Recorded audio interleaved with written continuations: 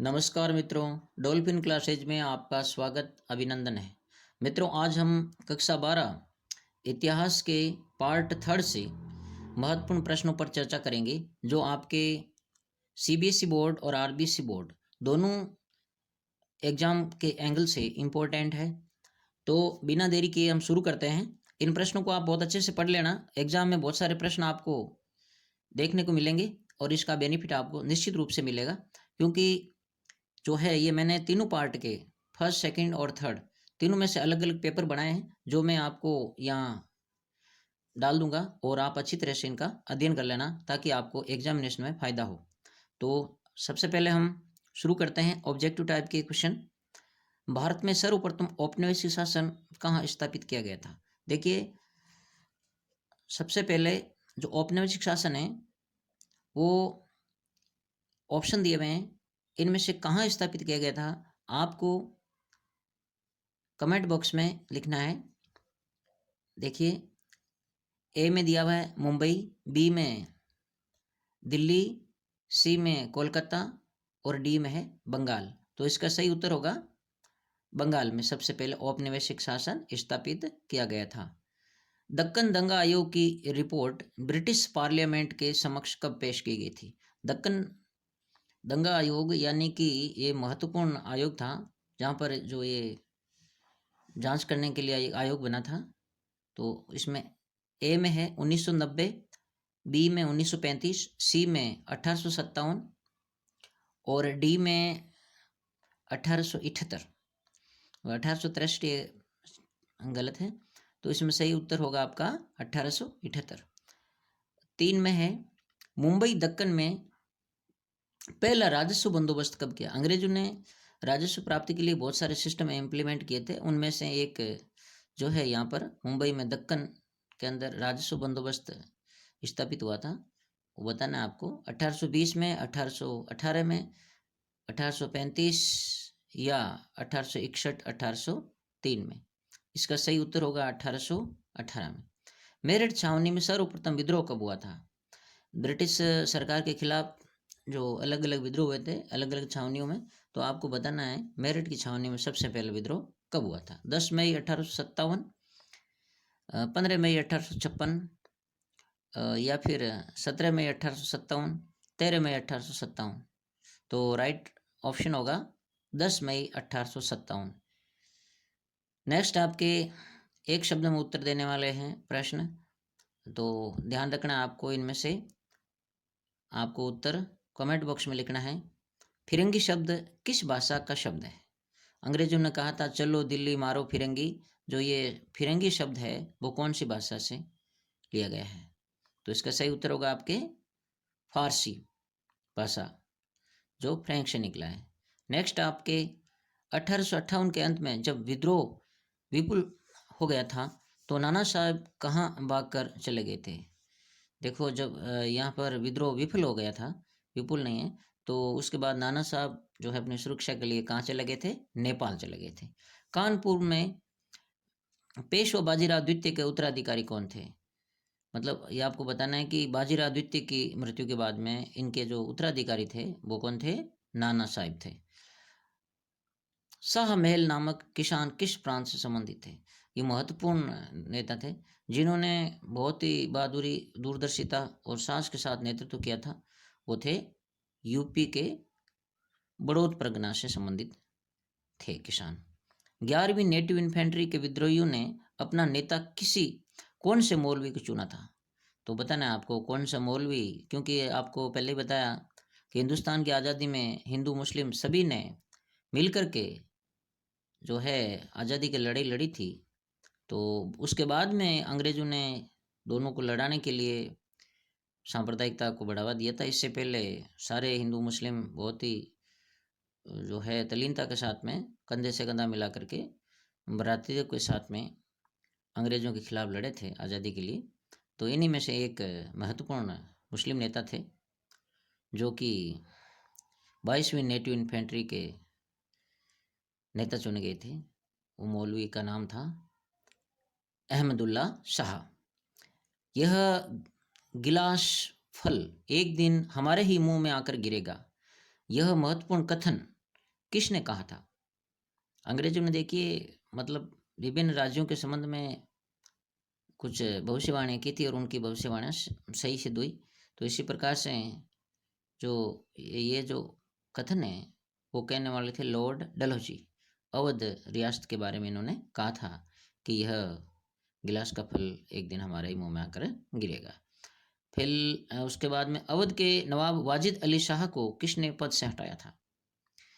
क्योंकि लॉर्ड डलहौजी ने राज्य हड़प नीति अपनाई थी, तो डलहौजी जो थे वो बहुत ही दूरदर्शी शासक था यहाँ पे भारत के अंदर अंग्रेजों का प्रतिनिधि। 1857 में यूपी में स्थित बरेली के हिंदुओं को मुसलमानों के खिलाफ भड़काने का प्रयास किसने किया था? ये अंग्रेज थे जिन्होंने हिंदुओं और मुसलमानों को आपस में लड़ाया था। सिकंदराबाद में रंग बाग या प्लेजर गार्डन का निर्माण किसने करवाया था? महत्वपूर्ण प्रश्न है। प्लेजर गार्ड जो कि नवाब वाजिद अली शाह के द्वारा बनवाया गया था। उसके बाद हेनरी लॉरेंस कहाँ का कमिश्नर था? ये लखनऊ का कमिश्नर था। देखो नेक्स्ट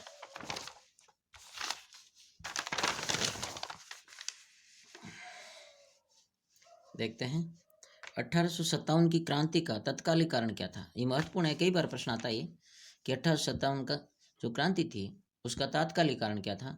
तो उसका तात्कालिक कारण था जो सूर युक्त जो कारतूस थे, सूर की चर्बी युक्त कारतूस थे, सूर और गाय की चर्बी से युक्त कारतूस, जो उनका बुलेट का कैप हटाना होता था, मुंह से हटाना होता था, इसके नीचे जो चर्बी लगी थी वो सूर और गाय की चर्बी लगी थी। ऐसे ही अफवाहें फैलाई गई, सत्य था या नहीं, लेकिन इसके कारण जो है तत्काल बहुत सारे हिंदू मुस्लिम सेना नायकों ने अंग्रेज़ों के आदेशों का पालन करने से इनकार कर दिया और उस राइफल और बुलेट का इस्तेमाल करने से मना कर दिया था।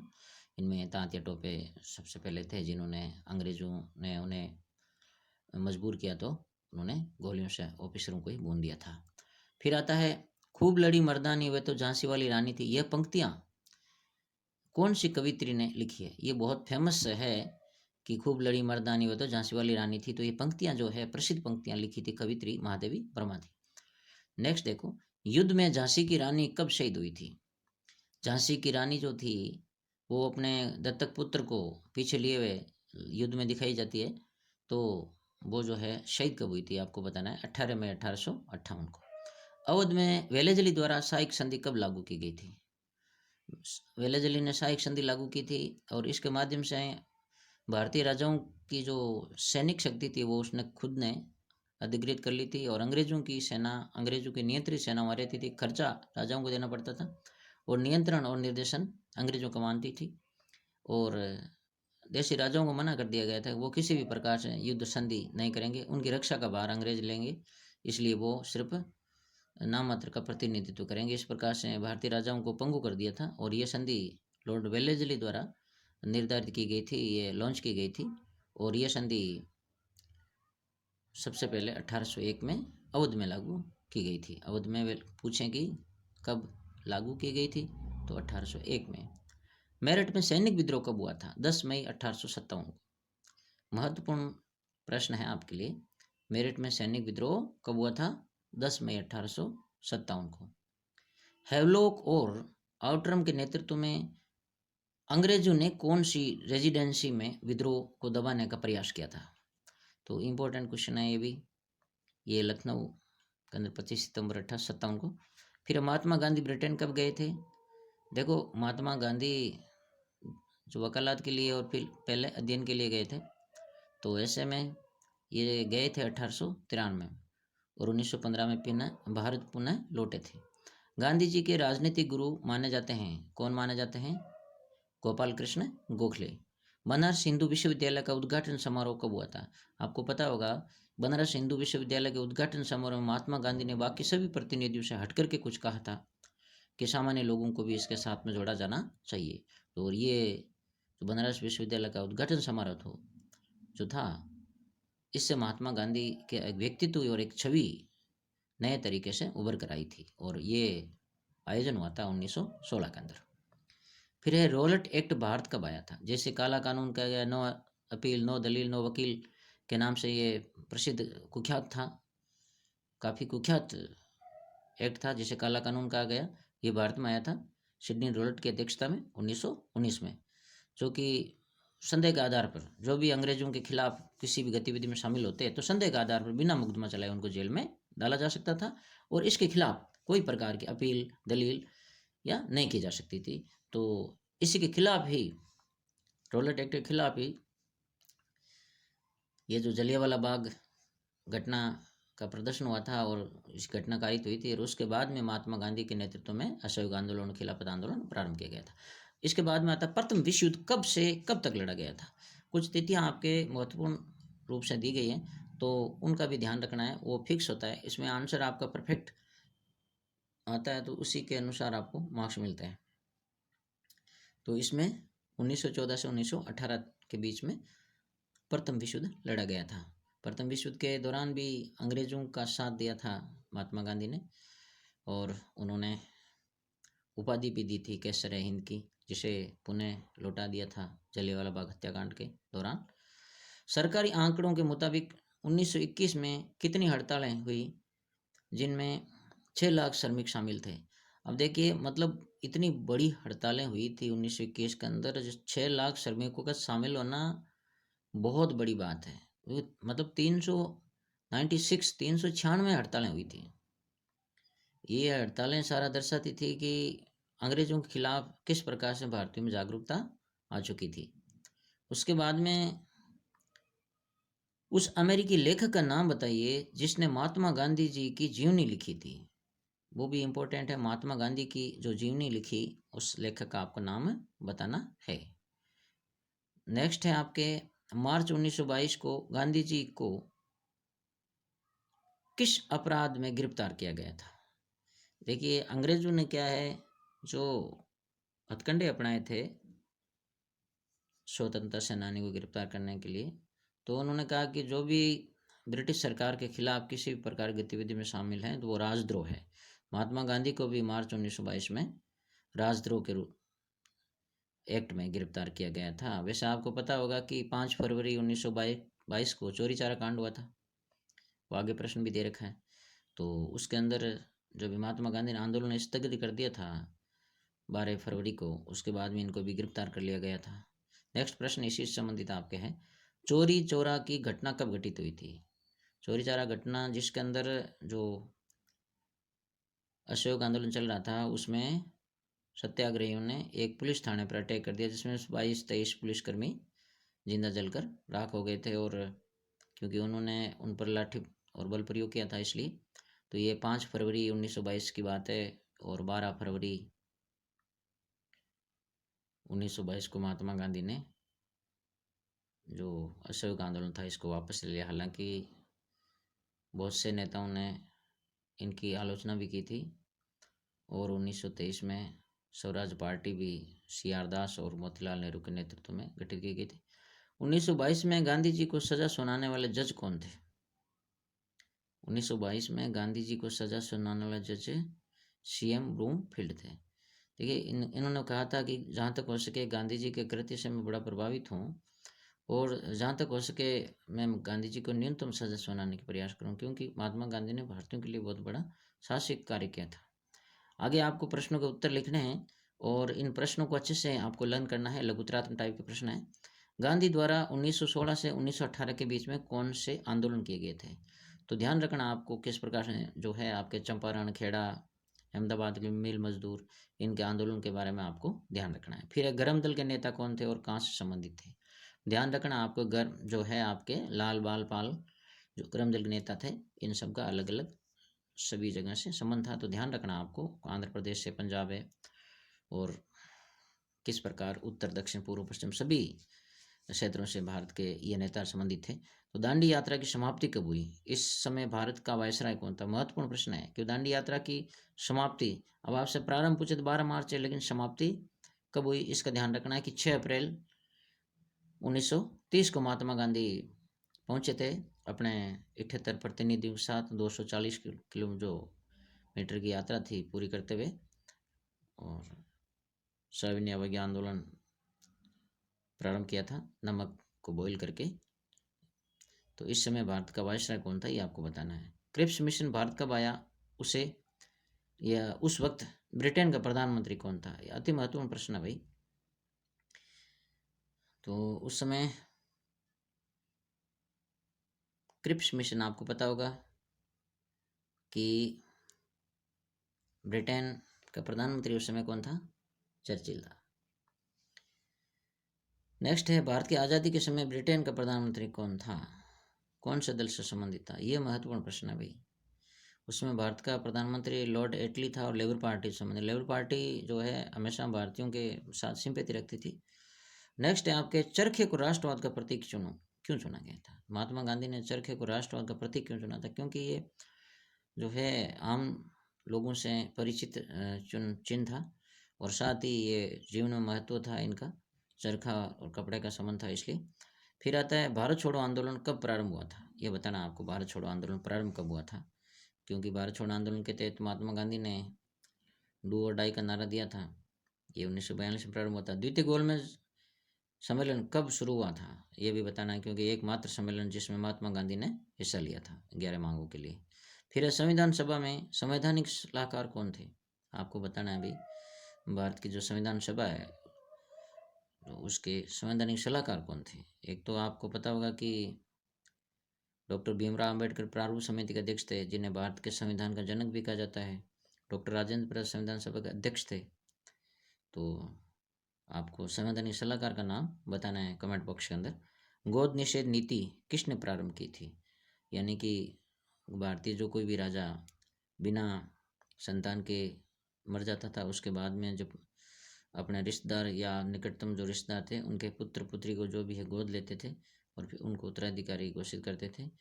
लेकिन लॉर्ड डलहौजी ने घोषणा कर दी कि बिना संतान कोई भी राजा या रानी मृत्यु होती है तो उसके बाद में उसका राज्य डायरेक्ट ब्रिटिश साम्राज्य में शामिल कर लिया जाएगा।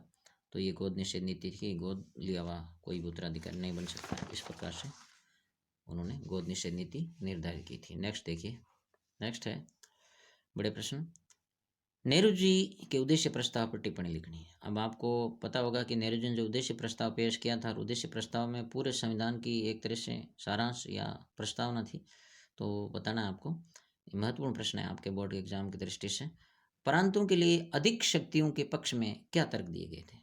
अब देखिए, हमारे भारत के अंदर संघात्मक शासन व्यवस्था है, जो अर्ध संघात्मक रूप लिए हुए केंद्र की ओर झुकी संघात्मक व्यवस्था है, और कनाडा के तरह की संघात्मक व्यवस्था है। तो ऐसे में बहुत सारे प्रांतों को मिला करके एक संघ बनाया गया है। तो आपको ये बताना है कि प्रांतों के लिए अधिक शक्तियों के पक्ष में क्या तर्क दिए थे। आपको पता होगा संविधान निर्माण के समय बहुत सारे तर्क वितर्क और बहसें हुई थी। बहुत से विद्वानों ने प्रांतों के लिए ज़्यादा शक्तियाँ देने की हिमायत की थी, लेकिन देश की एकता, अखंडता और संप्रभुता बनाए रखने के लिए केंद्र को ज़्यादा शक्तियाँ दिए जाना भी महत्वपूर्ण था। इसलिए अधिकतर संविधान निर्माताओं का जो रवैया था कि राज्यों की तुलना में केंद्र को ज़्यादा शक्तियाँ देकर देश की एकता, अखंडता और संप्रभुता की मजबूती को महत्व दिया जाना जरूरी है, इसलिए राज्यों की तुलना में केंद्र को ज़्यादा शक्तियाँ दी गई हैं। हालांकि प्रांतों के लिए अधिक शक्तियों के पक्ष में भी कुछ तर्क दिए गए थे, वो आपको बताने हैं। दमित वर्गों के कल्याण के लिए किस प्रकार तर्क दिए गए, तो आपको बताना है। दमित वर्ग एसोसिएशन भी बनी थी भीमराव अम्बेडकर के नेतृत्व में। तो अछूतों के साथ में अन्याय किया जाता था, उनके कल्याण के लिए और उनके आज़ाद भारत में विकास के लिए बहुत से तर्क दिए गए थे विद्वानों के द्वारा कि वे उनको किस प्रकार आरक्षण दिया जाए राजनीति में और नौकरियों में, आर्थिक क्षेत्र में विकास के लिए किस प्रकार व्यवस्था की जाए। इसके संबंध में बहुत से विद्वानों ने तर्क दिए थे, उनके बारे में आपको बताना है। फिर आता है दांडी मार्च पर टिप्पणी लिखिए। जैसा मैंने पहले आपको कहा था, देख दांडी मार्च पूछें तो आपको 12 मार्च से 6 अप्रैल के बीच में जो महात्मा गांधी ने साबरमती आश्रम से अपने 78 विश्वसनीय प्रतिनिधियों के साथ में जो दांडी मार्च किया था, लगभग 240 किलोमीटर की यात्रा जो प्रतिदिन काफ़ी चलते और जगह जगह उनका स्वागत होता था। और 6 अप्रैल 1930 को महात्मा गांधी गुजरात के दांडी विलेज पे पहुंचते हैं और वहाँ समुद्री नमक को बॉयल करके नमक बनाते हैं और अंग्रेजों के नमक विरोधी कानून को प्रतीकात्मक रूप से तोड़ते हैं। और संपूर्ण भारत में इसी प्रकार के प्रतीकात्मक सविनय आंदोलन चला गए थे। तो यहाँ तक जो चला था वो दांडी मार्च था। इस पर आपको टिप्पणी लिखनी है। उसके बाद में विद्रोहियों के बीच एकता स्थापित करने के लिए क्या तरीके अपनाए गए थे, यानी कि संपूर्ण भारत के अंदर अंग्रेजों के खिलाफ जो विद्रोह चल रहा था, सभी जो देशभक्त थे, राष्ट्रीय कार्यकर्ता थे या फ्रीडम फाइटर थे, स्वतंत्रता सेनानी थे, इनके बीच में एकता स्थापित करने के लिए बहुत से प्रयास किए गए थे। तो आपको बताना है कि किस प्रकार उनमें एकता स्थापित की गई, किस प्रकार समन्वय स्थापित करने के प्रयास किए गए थे, वो बताना है। नेक्स्ट आपके निम्नदात्मक उत्तर वाले प्रश्न है। इसमें सबसे पहले है आपको भारत के राष्ट्रीय आंदोलन में महात्मा गांधी के योगदान का मूल्यांकन कीजिए, अतः सविनय अवज्ञा आंदोलन पर लेख लिखिए। देखिए, भारत के राष्ट्रीय आंदोलन में महात्मा गांधी के योगदान का यदि पूछा जाए तो बहुत बड़ा प्रश्न हो जाता है, लेकिन इसके अंदर आपको सारे शॉर्ट में समझाने हैं। महात्मा गांधी जब भारत में आए, चंपारण, खेड़ा, अहमदाबाद मिल मजदूर और ये असहयोग, सविनय अवज्ञा और भारत छोड़ो आंदोलन, इसमें संक्षिप्त रूप से आपको रूपरेखा प्रस्तुत करनी है। या फिर सविनय अवज्ञा आंदोलन, तो सविनय अवज्ञा आंदोलन क्यों प्रारंभ किया, कब प्रारंभ किया गया, इसमें क्या किया गया और इसका क्या परिणाम हुआ और किस प्रकार ये आंदोलन स्थगित किया गया, तो ये इसके बारे में आपको लिखना है। उसके बाद में विद्रोही क्या चाहते थे, यानी कि जो स्वतंत्रता सेनानी थे वो क्या चाहते थे, और विभिन्न सामाजिक समूह की दृष्टि में कितना फर्क था। आपको पता होगा कि बागानों के मजदूरों ने और किसानों ने, देहाती इलाकों में, शहरी इलाकों में, और अलग अलग जो वर्ग थे, उन लोगों ने विभिन्न प्रकार से महात्मा गांधी द्वारा चलाए गए आंदोलन को लिया अलग अलग दृष्टि से। तो आपको बताना है कि सबका अलग अलग क्या नज़रिया था, इसके बारे में आपको लिखना है। अवध में विद्रोह इतना व्यापक क्यों था? आपको पता होगा अवध का विद्रोह बहुत ही फ्यूरियस था, बहुत ज़्यादा अग्रेसिव था। तो इसका क्या कारण था? किसान, तालुकदार तथा जमींदार उसमें क्यों शामिल हुए थे? तो इसके अंदर सारे शामिल हुए थे, इसका आपको कारण बताना है। फिर आता है कि मानचित्र। देखिए, मानचित्र से संबंधित प्रश्न जो है, ये आपके 4-5 नंबर के जो प्रश्न आते हैं वो पूरे मार्क्स मिल सकते हैं आपको, इसलिए इसमें आपको बहुत ही सावधानीपूर्वक मानचित्र को फिलअप करना है। इसके लिए आपको मानचित्र थोड़ा ट्रिक से याद कर लेना है, और मुख्यतः जो आपकी बुक के अंदर जो प्रत्येक पाठ पूरा होने के बाद कुछ प्रश्न दिए हुए हैं कि इन क्षेत्रों को या इन नगरों को या इन जो जो आपके कोई केंद्र हैं उनको भारत के मानचित्र में दर्शाना है, तो उनको अच्छे से याद कर लेना। जो पाठ के खत्म होने के बाद में मुख्यतः जो प्रश्न दे रखे हैं उनको आप विशेष रूप से याद कर लेना, अच्छे से आप नक्शा समझ लेना, सामने रख करके कुछ ट्रिक्स हैं मैप याद करना, ताकि आप मैप भूलो नहीं, पूरे मार्क्स आएँ। तो परीक्षा में ये सारे प्रश्न देख के जाना। इसके बाद में एक पेपर, दूसरे पार्ट के 2 पेपर और डाल दूंगा मैं आपको, और फिर एक पेपर जिसमें सभी तीनों पार्ट शामिल होंगे। निश्चित रूप से आप इनको देख करके जाना सरसरी तौर पे, बहुत ज़्यादा आपको फायदा होगा। बहुत सारे प्रश्न आपको एज इट परीक्षा में देखने को मिलेंगे और इसका निश्चित रूप से फायदा होगा। तो आपके लिए शुभकामनाएं। तब तक के लिए जय हिंद, वंदे मातरम।